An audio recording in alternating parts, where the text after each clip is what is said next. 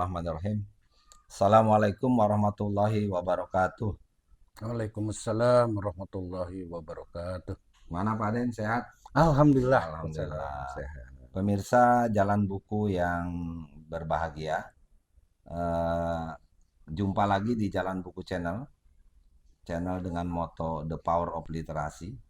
Kali ini saya kedatangan tamu kehormatan ini, sahabat saya Pak Aden Dainuri.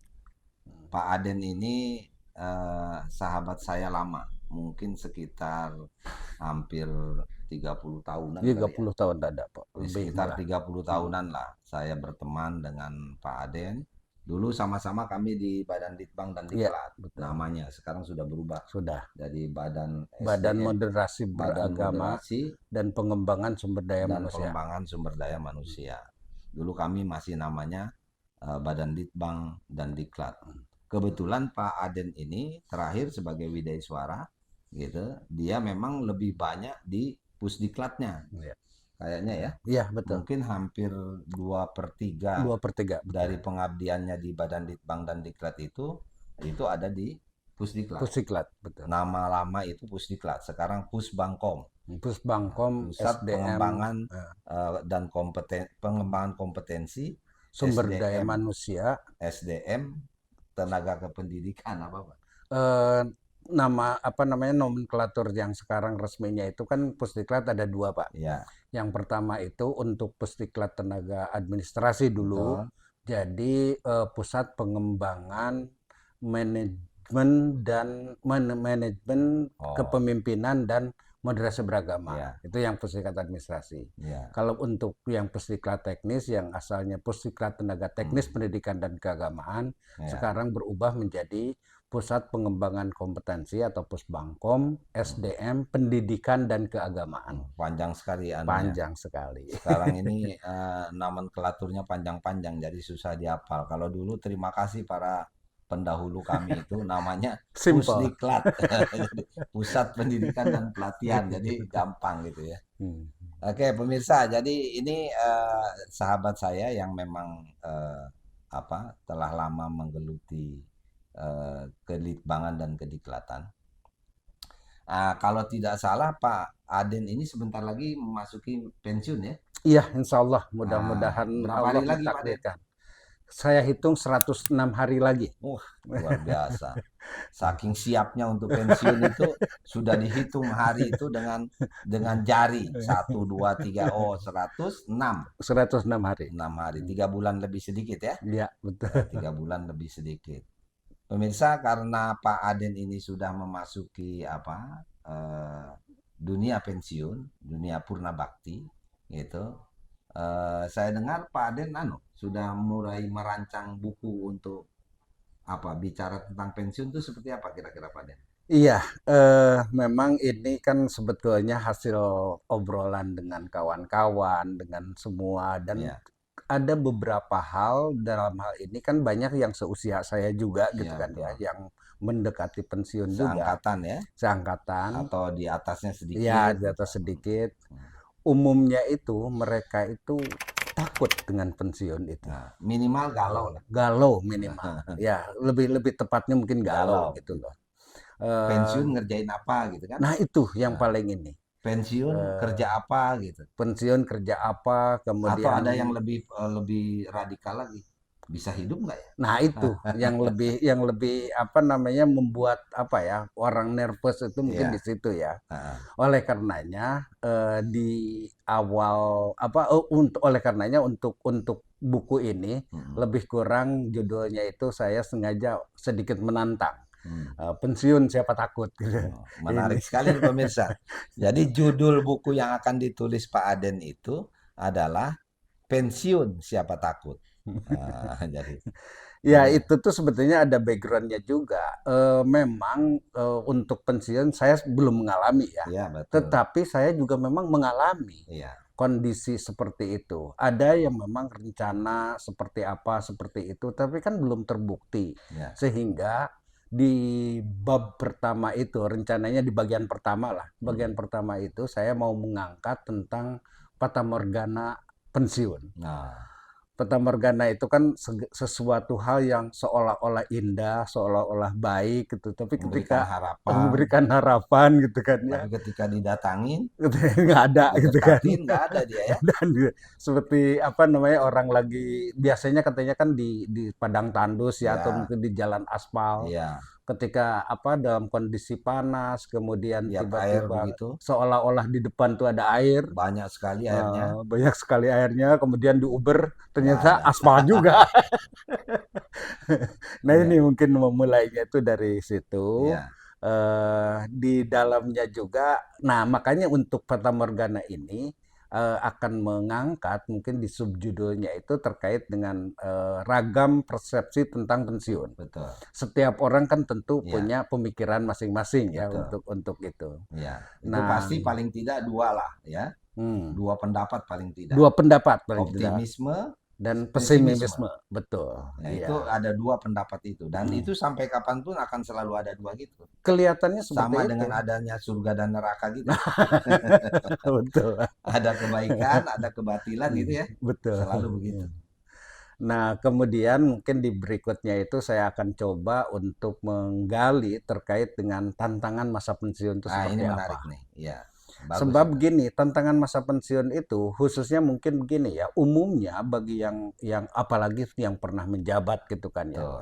Terkadang ada penyakit yang namanya post power syndrome. Nah, sindrom itu yang Nah, jadi sindrom masalah. itu yang jadi masalah kan. Ya. Biasa dilayani, bisa disapa gitu, Ya. tiba-tiba mungkin tidak ada yang Tidak ada nyapa, siapa-siapa tidak lagi. siapa-siapa lagi Dan gitu. bukan siapa-siapa lagi kan? Bukan siapa-siapa lagi juga memang betul. Itu.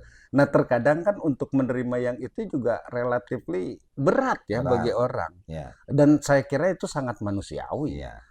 Karena ya segala sesuatu katakanlah yang dulu mungkin selalu dilayani, paling Ya. tidak disapa aja. Ya. Sekarang ini mungkin orang lewat juga siapa sih lu gitu. Apalagi mungkin bagi apa namanya, bagi pejabat-pejabat atau pensiunan yang dulunya itu kan tidak terlalu apa ya, Ya. tidak Tidak terlalu terlalu akrab, familiar dengan dengan lingkungan. lingkungan sekitar. Betul. Nah, Jaga image. jaga image. Nah, Nah, itu karena jaga yang image akhirnya kaget kan betul, memasuki betul. pensiun. Tidak sedikit kan yang orang yang seperti itu, apa namanya, ketika pensiun tuh dibuat apa namanya, dibuat satu hal yang ditunggu-tunggu oleh orang-orang tertentu, Ya. sampai ada yang syukuran segala macam gitu. Didoakan mudah-mudahan cepat pergi Coba gitu kan. pergi. Nah, gitu. Kemudian saya juga apa namanya, mungkin akan menggali lebih lanjut lagi terkait dengan mengapa sih orang orang itu umumnya takut pensiun gitu Ya. kan. Ya Ya, itu tadi kembali normal. hmm, Sebetulnya manusiawi kan ya. betul. Tetapi ya jangan takut. Jangan Tadi itu takut, maksud betul. judul buku tadi kan siapa Hmm, takut gitu. hmm. Tapi kalau takut itu normal. Takut normal, Iya, betul. karena Takut adanya normal. perubahan dari yang tadinya sudah mapan gitu ya, sudah semuanya terukur menjadi tidak terukur, menjadi Betul. tidak mapan, Nah, menjadi tidak bisa lagi bergantung kepada yang betul, biasa kita betul. lakukan gitu kan gitu. Hmm. Jadi normal. Terus Berikutnya itu masih di subbab yang pertama itu mungkin ini yang akan apa sebagai simpulan atau apapun lah ya, namanya. Itu tuh saya diakhiri dengan hakikat pensiun. oh bagus. Jadi kita coba gimana kegalauan, kemudian kita coba apa namanya gali lebih lanjut dengan Ya, informasi data dari ya, teman-teman sehingga saya bisa menyimpulkan hakikat pensiun itu seperti apa. ya. Ya Dan pasti harus diakui, Pak. pasti positif kan. Nah, insya Allah begitu. Hakikatnya itu pasti positif. Hakikatnya Pensiun itu pasti positif. Dan sebetulnya kalau mau berbicara jujur, kenapa saya nulis ini? Karena sebetulnya saya takut. Ya, ya betul. Tapi kan tadi takut yang akhirnya bisa dinetralisir karena memang tidak perlu takut. Tidak perlu takut Gitu. gitu ya. Nah, itu mungkin diawali di situ ya, Oke. lebih kurang. Ya. Kemudian saya Itu bab juga, 1 ya. itu bab Bab 1 1. lebih Bab kurang. 2 itu apa kira-kira? Bab 2 itu saya ingin mencoba, ini dalam rangka lebih meyakinkan saya. Ya. Saya ingin coba gali dari beberapa apa namanya person, tentu orang-orang tertentu satu sisi, tapi di sisi lain juga mungkin secara acak terkait dengan judulnya makanya Indahnya Masa Pensiun. Nah, saya ingin menggali sebetulnya indahnya di mana sih? Ya udah, pasti saya mungkin jadi daftar urutan juga untuk nomor pertama, Pak. Diinterogasi. Nomor pertama saya akan jadi mohon perkenannya Ya, juga nanti insya Allah. informasinya Saya bagaimana. pemirsa sudah 11 tahun jalan pensiun. Ya, masih kayak gini lah. Gitu, alhamdulillah. Malah kelihatan lebih muda, Pak. Alhamdulillah. Nah, itu ya ini yang ilmu ini yang harus saya serap. Ya, jadi 11 tahun itu lumayan. Dan tidak terasa, rasanya baru kemarin gitu ya. Baru kemarin ya. Nah, padahal udah 11 tahun.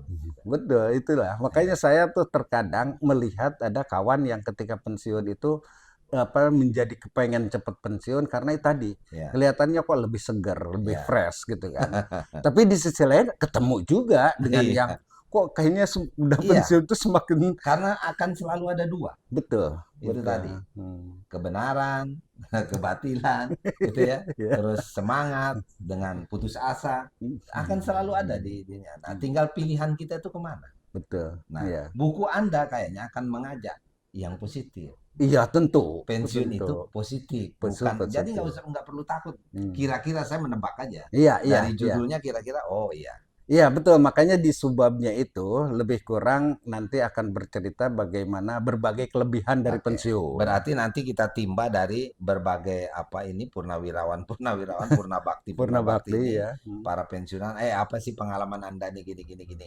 Sehingga itu jadi inspirasi buat kami-kami yang akan pensiun. Betul. Bab 3 apa? Bab 3 itu saya melihat bagaimana pensiun itu bukan sesuatu hal yang berarti berhenti beraktivitas. Iya, betul. Karena menurut hemat saya itu asal dengan persiapan yang cukup bagus, jangan-jangan lebih banyak lagi ketika pensiun. Nah, sehingga saya coba beri judul untuk bab 3 itu Pengabdian Tiada Henti. Karena ya sebetulnya kita bekerja ini juga kan sebetulnya pindah tempat aja. Tempat aja. Kalau dulu misalnya di birokrasi, sekarang di dunia ormas atau di dunia swasta atau di dunia kemasyarakatan dan lain sebagainya gitulah. Iya, jangan-jangan malah untuk kondisi setelah pensiun itu jauh lebih leluasa karena tidak dikenakan kewajiban-kewajiban. Ada juga masalahnya usia sudah lanjut.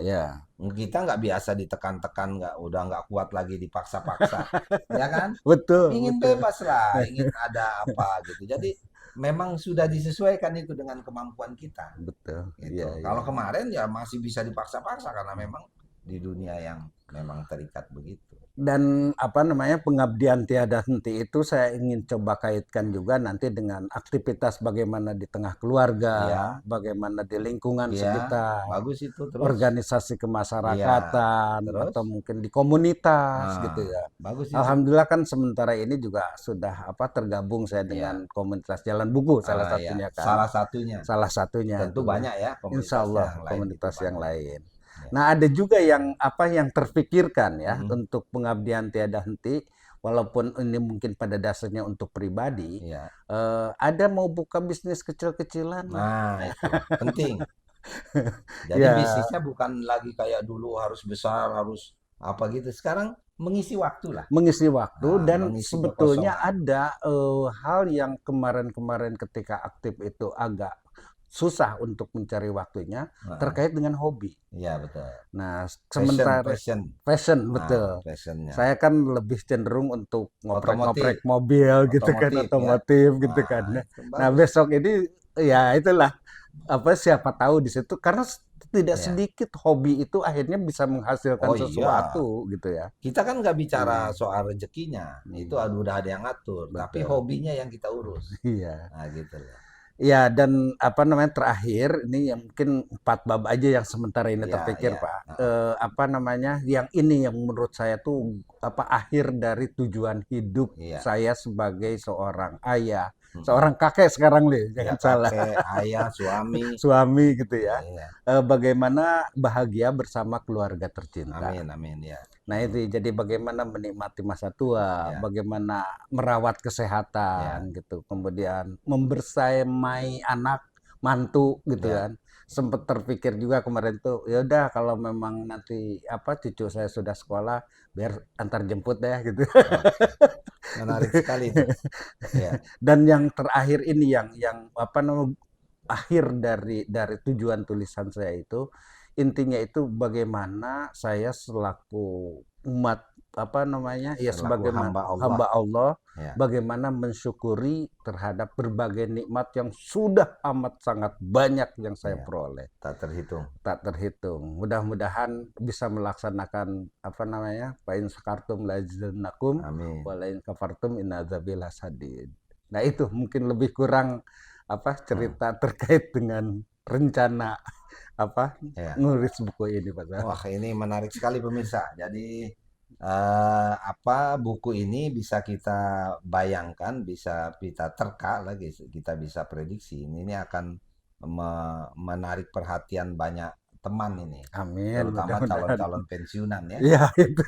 Tapi tidak menutup kemungkinan untuk yang pensiun juga jangan-jangan ini menarik kan dibaca bahwa ternyata iya memang pensiun itu adalah sesuatu anugerah yang harus kita syukuri gitu ya. Dan ternyata itu menjadi bagian dari kehidupan kita yang tidak terlalu beda dengan yang sebelumnya. Iya. Jadi kita akan terus merasa bermanfaat dimanapun kita berada. Iya, amin. Pada masa tugas ataupun masa purna bakti. Insyaallah. Demikian pemirsa kali ini episode ini kita beri nama dengan rancangan buku Pensiun Siapa Takut. Mudah-mudahan ini bermanfaat untuk pemirsa. Jangan lupa selain like dan subscribe, komen terhadap channel Jalan Buku, kita juga bermitra dengan jejak langkahnya Pak Tarmiji, channel Jalan Jejak Langkah channel. Kemudian juga dengan Gerutas, gerakan guru berkualitas. Gitu. Sampai jumpa di kesempatan yang lain. Kurang lebihnya maaf. Billahi taufiq wal hidayah. Wassalamualaikum warahmatullahi wabarakatuh. Waalaikumsalam warahmatullahi wabarakatuh.